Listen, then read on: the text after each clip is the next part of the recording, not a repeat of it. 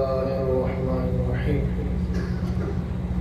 متكئين على فرش بطائنها من استبرق وجنى الجنتين دان فبأي آلاء ربكما تكذبان فيهن قاصرات الطرف لم يطمثهن إنس قبلهم ولا جان فبأي آلاء ربكما تكذبان صدق الله العظيم متكئين على فرش بطائنها من استبرق جنتیوں کا تذکرہ ہے۔ فرمایا یہ اللہ سے ڈرنے والے متقی جو جنت میں جائیں گے تو وہ ایسے بچھونوں اور فرشوں پر تکیہ لگائے ہوئے ٹیک لگائے ہوئے بیٹھے ہوں گے کہ ان تکیوں کے استر جو ہیں وہ دبیز ریشم کے موٹے اعلیٰ قسم کے ریشم کے تکیوں کے کور ہوں گے۔ وَجَنَى الْجَنَّتَيْنِ دَانٍ اور ان کی جنتوں میں پھل ان کے بہت قریب جھکے ہوئے ہوں گے۔ فَبِأَيِّ آلَاءِ رَبِّكُمَا تُكَذِّبَانِ تو اے جنوں انس کی جماعتوں تم اپنے پروردگار کی کس کس نعمت کا انکار کر سکو گے؟ فِيهِنَّ قَاصِرَاتُ الطَّرْفِ اور ان جنتوں میں ایسی پاکیزہ نیچی نگاہوں والی حوریں اور عورتیں ہوں گی لم یطمثہن انس قبلہم ولا جان کہ انہیں اس سے قبل نہ کسی انسان نے ہاتھ لگایا ہوگا نہ کسی جن نے چھوا ہوگا۔ فَبِأَيِّ آلَاءِ رَبِّكُمَا تُكَذِّبَانِ تو تم اپنے رب کی کس کس نعمت کا انکار کر سکو گے؟ وَلِمَنْ خَافَ مَقَامَ رَبِّهِ جَنَّتَانِ سے اہل جنت کا تذکرہ شروع ہوا اور اہل جنت کے ذکر کا آج دوسرا دن ہے۔ ابھی کئی آیات مبارکہ تقریباً 15 صفحہ بقایا ہے، فقط اہل جنت کا ذکر ہے آخر تک، اور جنت کو جنتیوں کو ملنے والی نعمتوں کا تذکرہ ہے۔ یہ جنت کی نعمتیں ہیں۔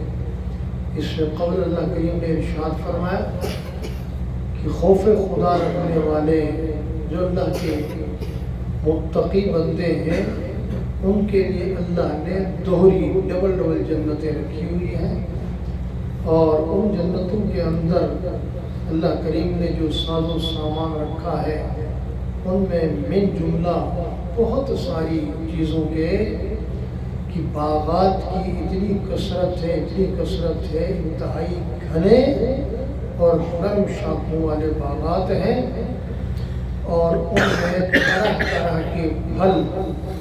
طرح طرح کے پھل دو قسم پر مشتمل ہیں، اور وہ بہت ہی باکثرت ہے۔ اور پھر ان میں 2 بہتی ہوئی نہریں ہیں، ہر جنت میں 2 بہتی ہوئی نہریں ہیں، اور فرمایا ان میں کثرت سے پھل اور اللہ کی نعمتوں کی وہاں محتاط ہے، اس کا نام جنت ہے۔ اور ان سب جنت کی نعمتوں کے اندر وہ اپنے محلات میں، اب آپ کے تصور میں دنیا میں کوئی بڑھیا سے بڑھیا اعلیٰ سے اعلیٰ محل اگر آپ میں سے کسی نے دیکھا ہو، اس کا جو تصور آپ کے ذہن میں ہے وہ جنت کے محلات کے بارے میں ہے کچھ نہیں۔ وہ ایسے ہیں کہ جس نے کبھی محل نہ دیکھا ہو، دیہات میں کسی جنگل میں جھونپڑیوں میں رہتے ہوں گھاس پھوس کی، ان کو کوئی اعلیٰ شاندار کوٹھی دکھا دی جائے، اس سے پہلے اس کو بتایا جائے شہروں کے اندر ایسی کوٹھیاں محلات ہوتے ہیں تو اپنی بڑھیا سے بڑھیا جھونپڑی کا تصور کرے گا دیکھے بغیر.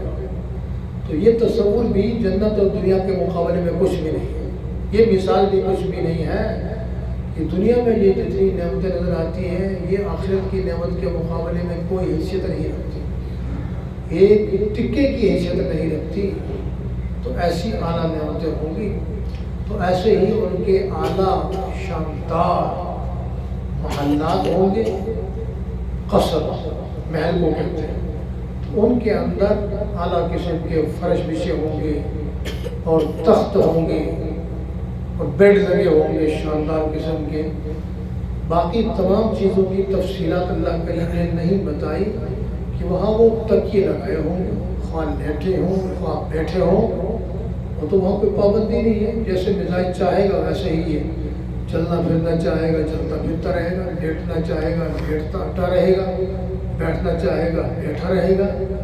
اس میں جنت میں جنتیوں کی بیٹھنے کی جو اہم خصوصیت کا تذکرہ ہے وہ ہے تکیے لگانا. ایک جگہ نہیں کئی مقامات پر تکیوں کا تذکرہ ہے, وہ ٹیک لگائے تکیے لگائے بیٹھے ہوں گے. تو یہاں صرف تکیے کے غلاف کا اللہ نے تذکرہ فرمایا کہ بطائنها من استبرق, ان کے غلاف استبرق کے ہوں گے. استبرق دبیز موٹے ریشم کو کہتے ہیں, اور ریشم کی بھی کئی قسمیں ہیں وہاں. اور اعلیٰ قسم کا جو ریشم ہوگا وہ سبز ہوگا. یہ قدرتی ایک ترتیب ہے. اب کس نے اس کے رنگ کو سبز کرنے کا خیال کس کے دل میں اللہ نے ڈالا, اور پھر اس کے بعد اللہ نے اس کے تبدیل کرنے کا خیال کسی کے دل میں نہیں ڈالا. سمجھ گئے آپ؟ یہ روزہ پاک کے گنبد شریف کے مینار کی بات کر رہا ہوں میں.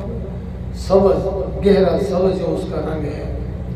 غالباً یہ میں اپنے تصور کی بات کر رہا ہوں کہ وہ جو جنت کا سبز ریشم ہوگا اعلیٰ قسم کا, ہو سکتا ہے یہی گنبد خضرا کا رنگ ہو.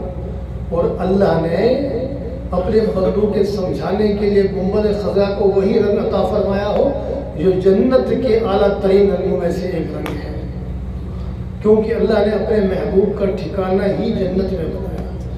یا یوں کہہ سکتے ہیں آپ کہ اللہ نے اپنے محبوب کو جو ٹھکانہ دنیا میں زمین کا دیا کہ اس کو اللہ نے دنیا میں ہی جنت بنا دیا. ماں بین بیتی و ممبری روضۃ من ریاض الجنہ, میرے گھر اور میرے ممبر کے درمیان کا فرمایا یہ سارا ٹکڑا جنت کا باغ ہے. کیا ہے؟ کیا ہے بولو؟ جنت کا باغ ہے. اس لیے جب بھی پہلے تو بہت آسانی تھی, رخ مڑ گیا کیا کریں, اللہ نے مزاج ہی ایسا بنایا ہے اس تذکرے کو کیے بغیر لطف ہی نہیں آتا, چین ہی نہیں آتا.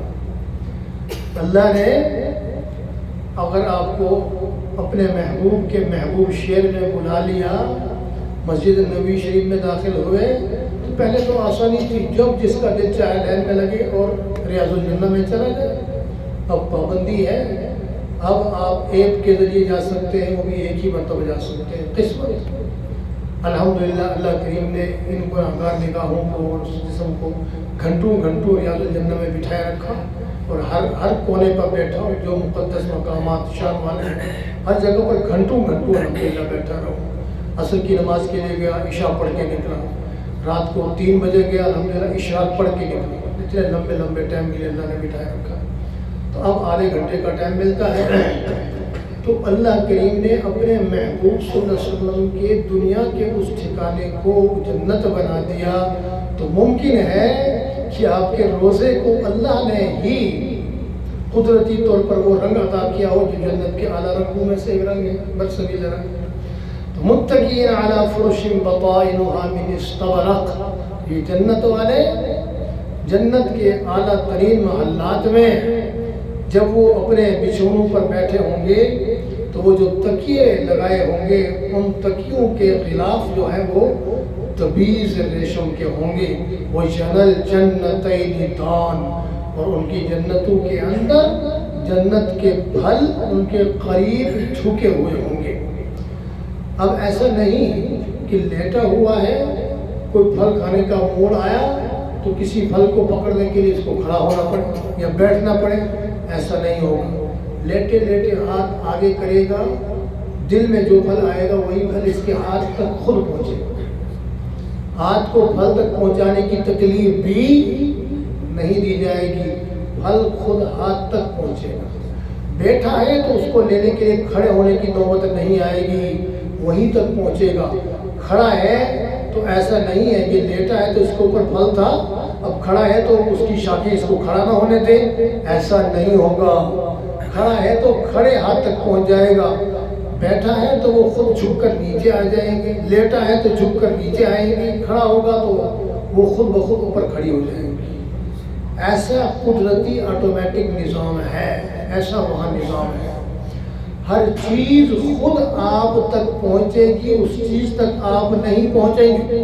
دنیا کا وہاں معاملہ نہیں کہ پیاسا پانی تک پہنچے، نہیں، پانی پیاسے تک خود پہنچے گا۔ اور وہاں یہ تو مثال ہے، وہاں بھوک پیاس کا تصور بھی نہیں ہے۔ ہاں یہ بات بھی ذہن میں رکھو کہ وہاں بھوک پیاس مٹانے کے لیے نہیں کھائے گا، وہاں صرف لطف اندوزی کے لیے کھائے گا، لطف اندوزی کے لیے کھائے گا، مزے کے لیے کھائے گا، عیاشی کے لیے کھائے گا، اور تبادلے خیال کے لیے، اپنے کیفیت کو تبدیل کرنے کے لیے کھانے پینے کے دور چلائے گا۔ ورنہ جنت میں یہ بھی یاد رکھو کھانے پینے کی ضرورت نہیں ہے، وہاں بھوک پیاس نہیں ہے، تکلیف والا وہاں کوئی کام نہیں ہے، تکلیف والی وہاں کوئی چیز نہیں ہے۔ اچھا ایسا ہے، ابھی شہری میں ہم میں سے کسی نے ہو سکتا ہے زیادہ کھایا ہو، وہ پیٹ میں کیفیت ہو، اور ہو سکتا ہے کہیں اس سے نماز بھی مشکل سے پڑھی ہے، اٹھ کے دفتر خارجہ چلے گئے ہو اخراج کے لیے۔ وہاں ایسا نہیں ہے، نبی کھاؤ، 500 سال نبی کھاؤ، 1000 سال نبی کھاؤ، بھوک پیاس نام کی کوئی چیز نہیں ہے۔ اور اگر 100 سال مسلسل کھاتے رہو کوئی بوجھ نہیں ہے پیٹ کے اوپر، کوئی تکلیف نہیں، ٹنوں کے حساب سے کھاؤ کوئی بوجھ نہیں، تولا بھی نہ کھاؤ کوئی پریشانی نہیں۔ وہاں جو بھی کام کرے گا صرف لطف اندوزی کے لیے کرے گا، مزے کے لیے کرے گا، اور وہاں کوئی زحمت کوئی تکلیف نہیں ہے۔ تو وہ پھل ایسے لٹکے ہوئے ہیں، وَجَنَ الْجَنَّتَيْنِ دَانٍ، پھل ان کے پاس ہیں، ہاتھ بڑھائے گا ان کو کھائے گا جو جس طرح کا چاہے گا۔ فَبِأَيِّ آلَاءِ رَبِّكُمَا تُكَذِّبَانِ، اب ذرا بتاؤ اپنے اس کریم اور مہربان رب کی کس کس نعمت کا انکار کر سکو گے؟ بولو یا ہمارے پروردگار ہم تیری کسی نعمت کا انکار نہیں کرتے، ہم اقرار کرتے، ہم تیرا احسان مانتے ہیں۔ یہ تھوڑا سا تذکرہ۔ اب آگے فِيهِنَّ قَاصِرَاتُ الطَّرْفِ لَمْ يَطْمِثْهُنَّ إِنسٌ قَبْلَهُمْ وَلَا جَانٌ، ایسی پاکیزہ، ایسی خوبصورت، ایسی دیدہ زیب کہ جس کی دید کا یہ عالم ہے کہ جنتی جنت کے اندر داخل ہوگا اور جنت کے پہلے دروازے کے پاس جو حور یا غلمان میں سے اس کے استقبال کے لیے جو کھڑی ہوگی، کئی سال اس کو دیکھتا رہے گا، اس سے نگاہ اس کی ہٹے گی نہیں۔ ایسا نمکین حسن، ایسی ملائمت اور ایسا دیدہ زیب دلکش اس کا چہرہ اور نبوش ہوں گے، اس کو دیکھتا ہی رہ جائے گا۔ تو وہ کہے گی میرے آقا اتنے سال بیت گئے ہیں آپ مجھے ہی دیکھتے رہ گئے، ذرا آگے بڑھے نا، اگلے نظارے دیکھ لیں۔